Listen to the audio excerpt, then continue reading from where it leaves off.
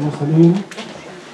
مرحبا بكم جميعا في هذا الفضاء الذي تخصصه جريدة فاس لمناقشة مختلف القضايا الوطنية والدولية، وخاصة تلك التي تهم المواطن الجزائري في يوميته. بداية نرحب بكل الحضور، نرحب بممثلي المديرية العامة للأمن الوطني، مرحبا بكم. كما أرحب بكل إطارات الصندوق الوطني للتأمينات الاجتماعية للعمال غير الأجراء، ولمناقشة سياسات هذا الصندوق وما يقوم به من مجهودات في تعزيز التغطية الاجتماعية في الجزائر. استضفنا لكم مديره العام السيد شوقي عاشق يوسف. أهلا بكم سيدي، مرحبا بكم. قبل ذلك اسمحوا لي أن أعطي نبذة عن مساره المهني، ولو أن سيرته الذاتية كبيرة. أولا السيد شوقي عاشق يوسف هو طبيب متحصل على شهادة في التسيير الاستراتيجي من المدرسة الوطنية للصحة العمومية، متحصل على شهادة الدراسات المعمقة في بسيكولوجية اللغة والاتصال، متحصل على تكوين متخصص في تنمية الموارد البشرية من عمان الأردن. كما أجرى تكوين في تسيير برامج الصحة بالجزائر. كما أجرى تكوينا آخر ليكون مكونا بتونس، وتكوين مؤهل في تسيير المشاريع. الخبرة المهنية في مجال التأمينات الاجتماعية، هو شغل مديرا عاما للصندوق الوطني للتأمينات الاجتماعية، أو يشغل مديرا عاما للصندوق الوطني للتأمينات الاجتماعية للعمال غير الأجراء منذ أكتوبر سنة 2014، مديرا مركزيا للتشريع والتنظيم في التأمينات الاجتماعية والتعاضد الاجتماعي في وزارة العمل والتشغيل. شغل مديرا عاما للصندوق الوطني للتأمينات الاجتماعية بولاية ميلا في سبتمبر 2005 إلى غاية سبتمبر 2013. شغل كذلك مكلف بالإعلام والاتصال والإصلاحات في الصندوق الوطني للتأمينات الاجتماعية، أو في مجال التأمينات الاجتماعية. اسمحوا لي أن أترجم مباشرة من اللغة الفرنسية. هو كذلك عضو لجنة التسيير في مجال membre du comité de pilotage des états généraux de la société civile, membre du comité du développement local, membre de la commission du développement humain, membre associé à l'élaboration du rapport de lutte contre la pauvreté, membre associé à l'élaboration du rapport sur l'économie fondée sur la connaissance, membre du comité ad hoc dédié aux dispositifs sociaux et à la santé dans son volet politique et médicaments. Commission de surveillance et des élections, président de la commission de surveillance des élections présidentielles en 2009. Ali Wada Siasia. Vice-président de la commission électorale, élection communale 2007 à Mila. Coordinateur de la wilaya de la commission politique de surveillance des élections législatives, date du 17 mai 2007 à Mila. Il est également enseignant associé à l'Université de Constantine de 1977 à 1982.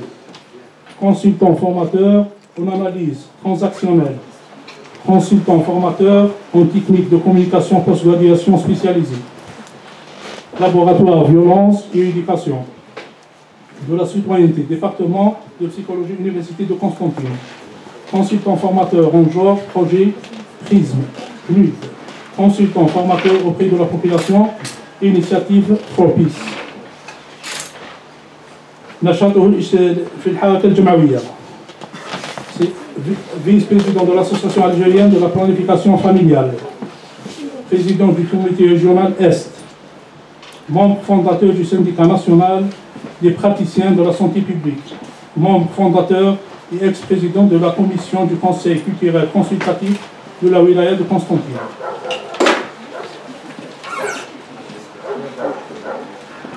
بدون إطالة أظن أن ذاتية للسيد طويلة جدا وتحتاج ممكن أكثر من هذا الوقت، ولكن حتى لا نطيل عليكم وحتى نستغل أكثر قدر ممكن من الوقت يحيل مباشرة الكلمة إلى السيد عاشق يوسف ليتعامل. جيت خاصة بنتعلم منكم ونتعلم خاصة كل ما هو النظرة نتاعكم من الخارجية بالنسبة للضمان الاجتماعي لغير الأجراء، وهذا راح يفيدنا كثير احنا باش نزيدوا نصحوا الوضع إن شاء الله وباه يكون عندنا مسار أحسن إن شاء الله بالنسبة للضمان الاجتماعي لغير الأجراء. بالنسبة للضمان الاجتماعي لغير الأجراء نقدر نقول باللي عندي تقريبا 16 شهر يعني موان دون اني دمي. كان بعد اخترنا باش ناخذوا بعض التدابير بالنسبه للضمان الاجتماعي لغير الأجراء.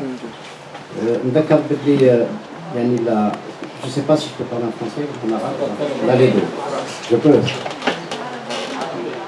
السلام عليكم، حاكم بغرة من الشام.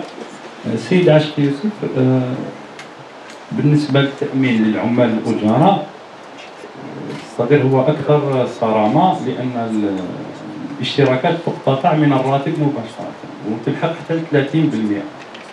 جيد. بالنسبة للكازنوس عمل غير أجراء، أعتقد بأن مثلا فئة المحامين أو الموثقين يعني عدم التعامل بالشيك راح يخلي الصندوق يخسر أموال كبيرة، لأنهم يديكلاريو غير صغير إذا قبضوا بالشيك يديكلاريو غير الأموال اللي يقبلوها بشيك، بينما الأخرى لا يصرح بها. هل عندكم استراتيجية مثلا باش كما نقولوا تزيروا شوية الحالة باش تحصلوا الأموال هذه لدعم الصندوق؟ لأننا نعرف اللي صناديق الضمان الاجتماعي اون كالكو سورت تعالي شوية متاعب مالية. ثانيا، هل ممكن مثلا تعطينا العائدات تاع الصندوق في 2015 والمصاريف والوضعية المالية تاعكم بصفة عامة؟ شكرا. الإذاعة الوطنية القناة الأولى.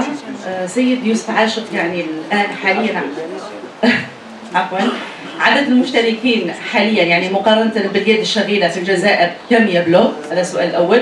السؤال الثاني إضافة لسؤال الزميل، العائدات يعني اللي تم تحصيلها في 2015 خصوصا مع الحملة التحسيسية التي يقوم بها صندوق الضمانات الاجتماعية للعمال غير الأجراء، رغم أنه فيه قانون ينص ويسمح لكم باتباع سياسة ردعية من أجل تحصيل يعني هذه المبالغ. السؤال الثالث، يعني سياسة منتهجة مؤخرا هو يعني عملية الترغيب من خلال تحصيل هذه إتاوات العمال غير أجراء، يعني بإشراك حتى الأهل، يعني ممكن من درجات متفاوتة، يعني إنسان عامل يشتغل مهنة حرة يستطيع أنه يقوم بتأمين العمة والخالة وما غير ذلك. هل هذه العملية يعني أتت ثمارها المرجوة؟ شكرا. بالسيد الكريم، الشاعر والكاتب حسين كبير من ولاية بوغداس. سؤالي هو يعني ذو الاحتياجات الخاصة، هل يمكنكم أن أو شغل هنالك مبلغ ب 300,000 دينار جزائري، هل يمكنكم أن تزيدوا المبلغ أو لا يمكنكم؟ مثلا مبلغ الاشتراكات بالنسبه لكل فئه، مثلا الفلاح عنده سقف معين، حرفي عنده سقف، كل واحد حسب الفئه تاعو. ثاني سؤال بالنسبه اللي يخدموا باغ اكزومبل اون نوار، سمعت سي جي بيان كومبري اسكو ايزون دروا في هذا التغطيه في الاشتراكات مالغري باغ اكزومبل ما عندوش ريجيستر كوميرس و كالكو شوز كوم سا. ميرسي. Un engouement de la part des flahs, surtout qu'on sait que seulement 3% qui cotisent à la caisse. Et si c'est possible, vous avez parlé des fraudeurs. Est-ce que vous avez une liste noire? Merci. الفلاحين اضطروا كانوا يمدوا يفتحوا بسد لهم مؤخرا من اجل فائض الانتاج، وهو هاد الفلاحين غير مؤمنين. هل درتوا لهم اجراءات خاصه ولا هما يتحملوا مسؤوليه الخساره تاعهم لاخاطش هما ما داروش تامين؟ شكرا.